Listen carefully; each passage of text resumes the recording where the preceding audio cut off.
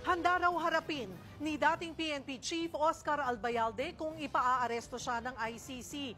Tumatakbong mayor sa Pampanga ang general na kung pala rin daw manalo, plano niyang ipagpatuloy ang Oplan Tokhang. Nasa frontline ng balitang yan, exclusive si Rainiel Pawid. Humarap sa News 5 si dating PNP Chief Oscar Albayalde ilang araw matapos arestuhin si dating Pangulong Duterte. Umugong ang mga balitang isusunod na rin si Albayalde at si Senator Bato de la Rosa na naging mga PNP chief noong nakaraang administrasyon. Gaya ng ibang kaalyado ni Duterte, dismayado raw si Albayalde sa kinahinatnan ng dating Pangulo. No less than your former president ay pwede mo palang isurrender sa isang dayuhan na korte where in fact meron tayong perfectly functioning justice system.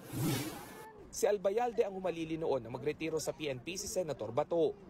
Siya ang nagpatuloy sa Oplan Tokhang, kaya isa rin siya sa mga gustong papanagutin sa mga patayan. Wala silang nakitang labag dyan. And in fact, kung tignan po nating mabuti ang Oplan Tokhang, naging ano kasi siya, naging alam mo yung naging araw-araw na salita na, Tokhang, pag hindi ka tumigil, totokhangin ka. Parang yung nung panahon na maliliit kami na, pag hindi ka tumigil, huling ka ng pulis. Pinantatakot siya.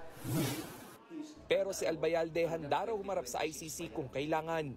Yes, we are preparing for this, of course, no? Wala po tayong magagawa. Kasi after serving this country for almost 38 years, kung ito po ang isusukli ng ating gobyerno sa atin, wala po tayong magagawa. Aminado naman si Albayalde na dahil sa issue, apektado na rin ang kanyang pamilya.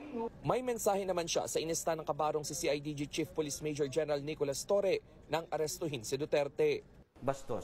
Bastos in a way na hindi siya na-accord ng due process din, no? Puwersahan nandun.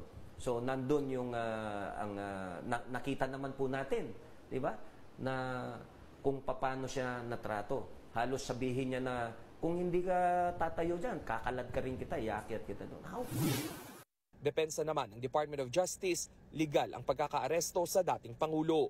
Sa kabila ng kontrobersiya, tuloy ang buhay para kay Albayalde, lalo na ngayon na tumatakbo siya bilang alkalde ng Angeles City, Pampanga. Kung papalarin, ipagpapatuloy niya umano ang konsepto ng Oplan Tokhang upang linisin ang mga nasasangkot sa iligal na droga sa kanilang syudad.